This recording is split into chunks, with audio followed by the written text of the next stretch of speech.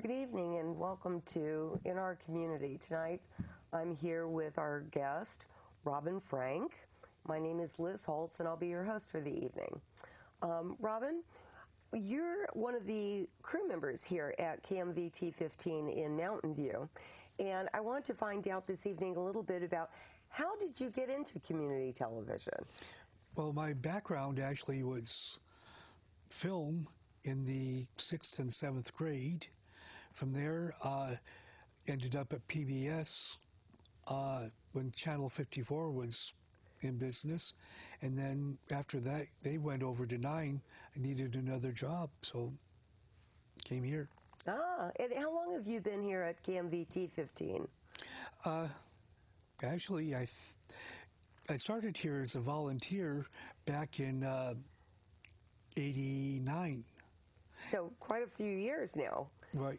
And what did you started out as a volunteer? What type of work were you doing at that time as a volunteer? Sports. So you were doing a sports show?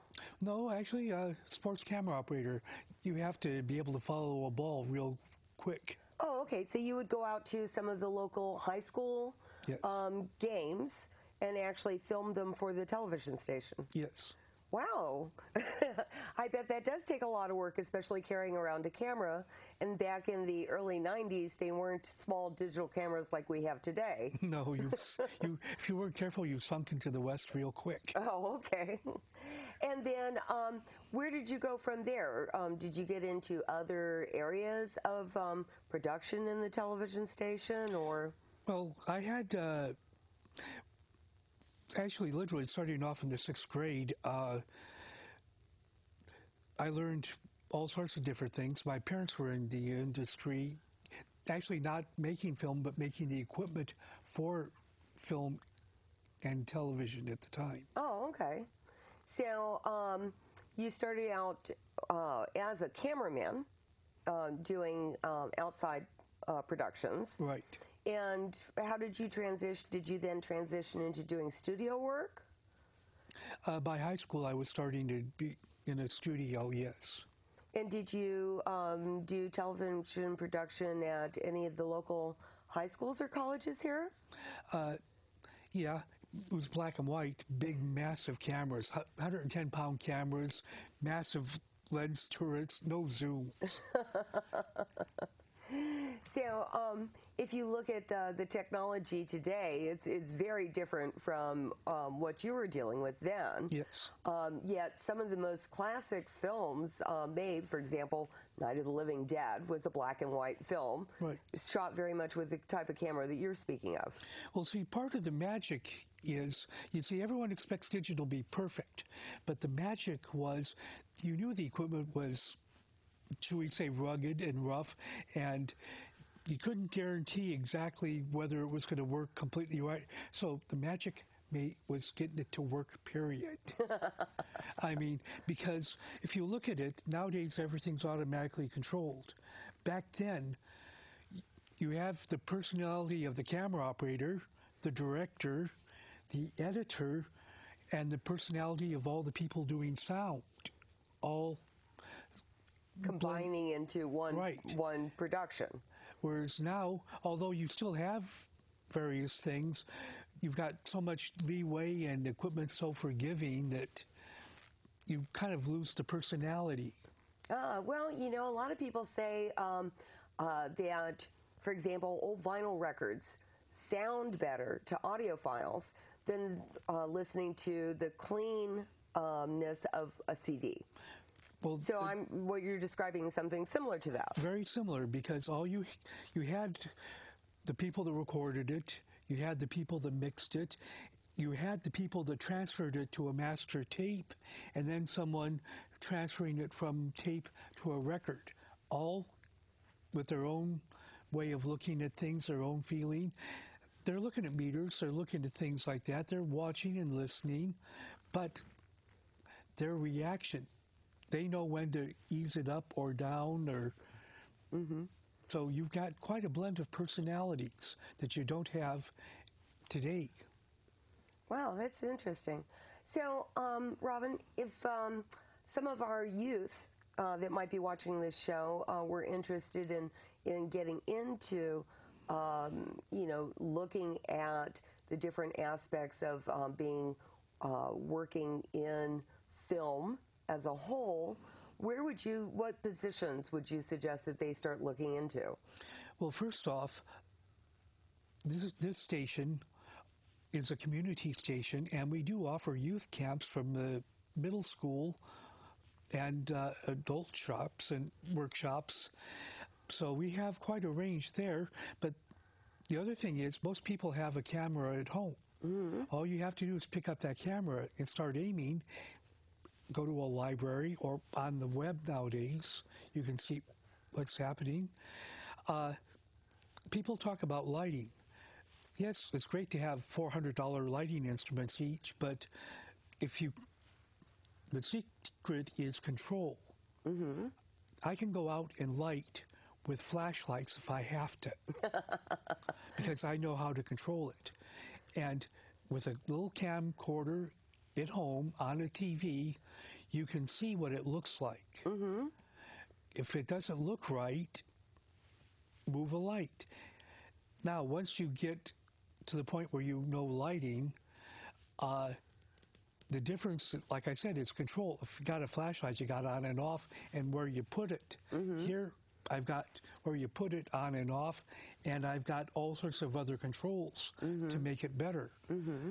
But if need be, you can go out and really learn with nothing more than those garage lights with the hangers and mm-hmm. hang it up and looking at a TV. Yeah, yes, exactly. And these days, of course, a lot of kids even use their iPhones to film little clips and put them up on, different social media. Some, become quite popular instantly. Yes. Some kids actually even have their own little channels on YouTube, which is very, very cool.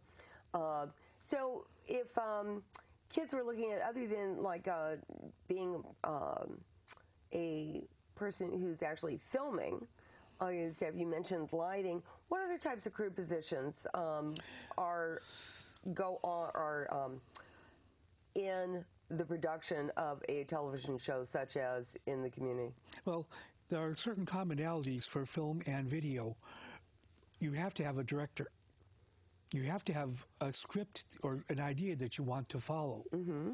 So writing, obviously, if you've got an idea, write it down so you can follow the breadcrumbs, basically. Now, in television, you have camera operators, as well as a floor director, as well as graphics. Cartoons are basically an extension of graphics. You have to be able to draw, or you have to be able to put things together. It used to be you drew things. Now it's computer, but many graphic artists, when they get an idea, they could be in a restaurant and you'll see them scribbling on a handkerchief uh-huh. or a napkin, and eventually you'll find it on a computer screen. Not obviously off the napkin, but... but that's a way of recording the idea before it disappears. Right. And then going and looking at it later and then playing with it, like example... you said on the computer. These days there's a lot of computer programs that are easily accessible to create graphics, to animate, right. to film, to do cutting of film, all sorts of things, adding different titles. Yep. Kids can basically produce their own shows, if you will, for YouTube on their computers. Right, and yes, it's always best to have the most expensive, best stuff you can get your hands on. Let's be honest. Who wouldn't want that? If you have a choice of a Rolls Royce or Yugo, choices. But the point being, you can still get from point A to point B in a Yugo. You can still get from point A to B on an iPhone. Mm-hmm. So go out, experiment, learn, try something, but don't just shoot things, although that it does help a little. Try to see if you can create a story, something that moves, something that you can follow. That's an excellent idea. A a lot of people now will start a YouTube channel and they'll have a particular theme to it. Right. You know, so that all their shows are variations on or around a particular theme. And then others are just spur of the moment, as you say. Right. You know, little clips that, you know, something catches their eye, they film it, they put it up. Right. Oh. Well, also, let's look at the news. They're using iPhones, not when they go out with a news crew, but the tsunami that happened. They're shooting at Columbine, unfortunately.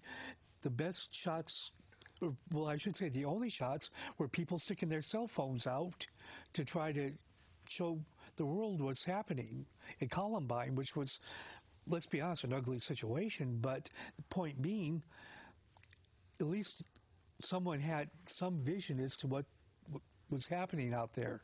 Yeah, no, you make an excellent point, Robin.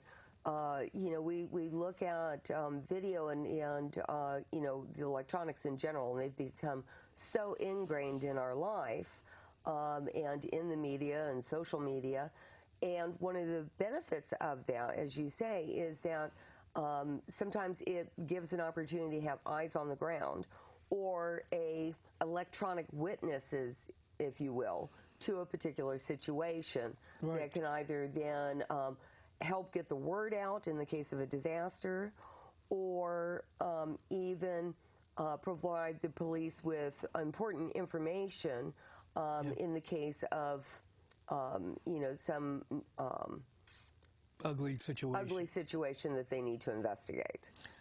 No, like I said, just having eyes out there, but ultimately you have to tell a story. I mean, you want to see, well, let's take romantic comedies. You want the guy to get the girl. I mean, if you just, I mean, all too often I see student projects where you have a guy and a girl and they just kind of bump into each other, walk down an aisle, and then kind of wander away. And it's like, excuse me, what's the point? You want to see, you know, you want to get together, you want a culmination, you want something, you just don't want to bang and then like that. Yeah, so what you're saying is that one of the most important things about film, or in particular, you know, your example of like student films and stuff, is to try to have a point that it's trying to make. Right. Have a storyline behind that, or something that, you know, when you get to the end, there's a result. Right. And I hate to say this, I'm a capitalist. I mean, I am a dyed-in-the-wool capitalist. I would like to make money. And having something that's pointless isn't going to get well, it's not going to get a point across, and it's not going to get me hired. Yeah, yeah. No, you have a point. And sometimes I think, especially with the advent of Facebook, you know, and Pinterest and some of these other things, in the beginning, and even still, not so much now, but a lot of it was pictures of people. Oh, this is what I had for breakfast, you know, or this is where I ate for lunch, and it was kind of like, and what's the point? Well, the best one I saw, I worked in a video duplication house, and this couple had 6 hours of their newborn going like this. And they sent copies all over the world to their, because this was before YouTube and iPhones. Mm-hmm. And I mean, they sent VHS copies to all their relatives in all over Europe, Asia, and for 6 hours, there's this kid just kind of, and the kid's just able to sit up. I mean, he really has no clue, or she, I don't know whether it was a boy or girl, but the point being, after 15 minutes in a duplication house, I was tearing my hair out. Yeah, well, you know, I can understand your point. It's after, you know, after 5 or 10 minutes, you've pretty much seen what's going to happen, right? Right. You know, so... Also, what other types of staff members work in a television studio beyond the crew that you already mentioned? Well, you obviously, believe it or not, have to have an office staff that knows business. I mean, this, even though it's public access, it is a business. We have to have shows to bring in money to keep the doors open and turn the lights on. And I'm just talking about the office lights, not even the fancy stuff. You have to have public relations people. You have to have a form of marketing, because even though we're a nonprofit still is a business. The end result is you don't have stockholders and everything to be beholden to and all that, but you still have to provide an income for the people that are working there. Yes, and I imagine, you know, a great deal of the work that the staff here at KMVT15 and other community access channels do has to do with, as you say, public relations. There's dealing with donors, grant writing, all these different things to be able to bring income in to support the station. You mentioned earlier that the station also offers courses to the public that are fee-based, where they can come in and learn about television production, video production. I understand there's also courses in animation, editing. And I think I saw something in one of your newsletters recently mentioning comics, doing comic books and cartoons and claymation, which is one of my favorites. Well, we both would remember Gumby. Yes, Gumby was wonderful. You know, I was a big fan, of course, of all the Tim Burton work. Oh, yes. And, you know, just that type of animation. Spike and Mike's Festival of Animation is a perennial favorite of mine. So, you know, those are, you know, ways that they all not only bring income into the station, but they also give back to the public simultaneously. Right. The other thing that people also don't look at various things like carpenters. Now, for a small station like this, there's a couple of us that can handle a hammer and do some various things that we need. But think of Hollywood. You actually have to build sets. The stage, the theater, those sets are made of wood and canvas. Okay, you got to build a frame, 4 foot by 10 foot canvas, or we'll say 1/4 inch ply on the one side for your set flats. They got to be painted. They got to be assembled. They got to be able to be moved. Electrical, just standard electric, making sure power is going to the right places. Electronics, it helps if you have some sort of background to be able to troubleshoot if there's a problem, like when a show's being put together and something's not right.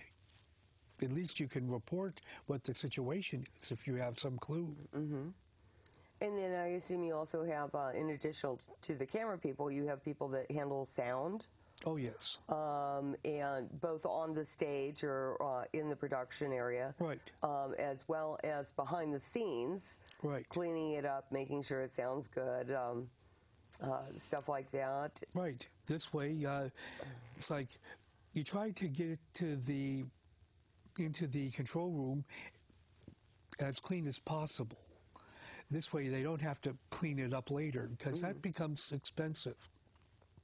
And time-consuming as well, I would imagine. Well, that's where the time-consuming, that's where it becomes expensive. If you're hiring someone to correct something that could have been fixed when you first shot it. I mean, we see some of the jokes of movie, not Gone with, Singing in the Rain, where all of a sudden the voice fades in and out when they're learning sound. Well, the first time you pin a microphone on a woman into her bra because she's wearing a turtleneck, and all of a sudden you hear thump, thump, thump, thump, thump, thump. You know, it's like, oh, you know, that happened in probably the 8th grade or something like that. Trying to do a play, we pinned a microphone. She put it on her bra because there was no other place to put it, and we were getting thump, thump, thump, thump. Like, what do you do? Yeah, that actually reminds me. There's a wonderful movie that was made, I think, in the 1940s, and I can't remember offhand who the actors were, but there's a fabulous scene where they were both in silent films, and now the talkies have come. So they're trying to convert a film that was originally done as a silent film into a talking film. And the actress in it, her character is Lena Lamont. That's Singing in the Rain, 1953. Yeah, and she has this awful scratchy voice. And there's a scene where the soundtrack gets reversed. Oh, that was great. So he's sitting there going, no, no, no. And she's going, yes, yes, yes. And it's just the most funny scene. But an example of what you're talking about. You know, things happen, tracks get off cue, much more then than now. Right. But, you know, a piece of clothing scratching against a microphone, background noise. Oh, yes. Things like that always occur. And then, of course, in live shots, you can see this all over YouTube. People popping up, you know, reporters out filming in the field and, you know, accidentally gets tackled by the football player. I've had that happen to me. Multiple, you know, different things that happen. And if you look at Singing in the Rain, the actress that played the villain, Lena Lamont, she had to be exceptionally good because she had to take being bad and really tune it to it. I mean, so you have to look at acting as well. Mm-hmm. I mean, now, the one piece of advice I can give if you want to go into the film industry, be an extra, or when you get to a point where you're a stand-in, you're sitting in the chair while everyone's setting up. Mm-hmm. So you can see every aspect of it as it's being set up. So you can watch what's going on with the production and see what the different people in the production crew do. Exactly.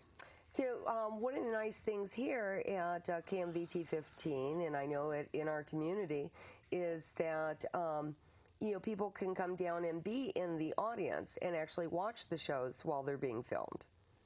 Yeah, and the thing is, in front of the studio audience is, in some aspects, great, because if you were a stage actor, you're used to getting the feedback from the audience, and sometimes it becomes completely magic because they're feeding off each other. He puts a little more into it, the audience gives him back. She puts a little more, the audience gives back, and it just explodes into something magnificent. Then there are times when you wish you could crawl back under the chair and hide. And we've all been on both sides of that. Yes, yes. Well, and I imagine one of the other things when you're working with all the different types of equipment that are tied to a production, there's you know, a lot of technical difficulties that can go on as well. So you have to be a bit of a MacGyver. Yes. To be able to resolve those things quickly and get back on track. Right. And the difference between, you know, your majors and us is, you know, we can do the same things just on a smaller scale. I mean, we have a nice set here. We have a production truck out back, which goes to high schools and does high school events. So there's multiple cameras in a production truck. Graphics, everything's built right into that. Same as here, just smaller. So basically, we have an election coming up. We're going to have people at City Hall. We're going to have people here. We're going to have field reporters. The same thing NBC, CBS, or ABC does, just local, just small. No, we can't do the major, but... Well, but, you know, I think that's more important, you know, because things like, you know, the show in our community, that's exactly what it's about. It's about what goes on in the community, and KMVT15 takes care of the local community here. And that includes the mayor race in Mountain View, Los Altos, Cupertino, and now I believe Sunnyvale. Wonderful. So, point being, there is local news available.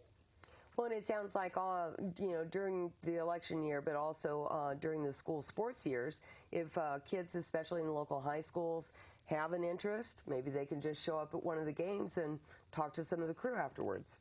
Right. And I mean, we're more than willing to take them through the production truck and show them it. Now, they have to take courses, but like I said, we have courses starting off for middle schools. So this is a great opportunity.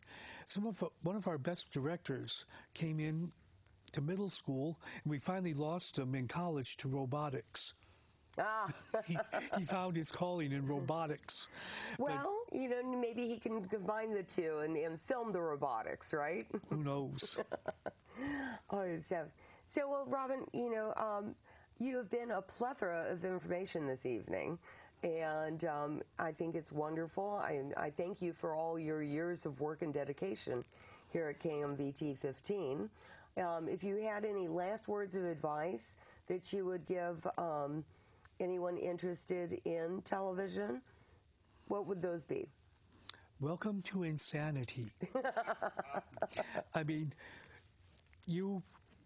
what you meet and what you come up against, there's only one way to describe it. Completely insane. I mean, the types of directors, you get every personality, everything. Well, it sounds like a fun thing and a fun time and something that builds character. Would you agree? It reveals it. Absolutely. Well, I'd like to invite any of our viewers to come down to KMVT15, check out some of the shows, check out some of the classes, check out the website, check out the events that go on. And, I'm sure we'll be seeing a lot of them in the community. I hope so. We do as well. Well, thank you, Robin. It's been wonderful this evening, and you have just been so helpful.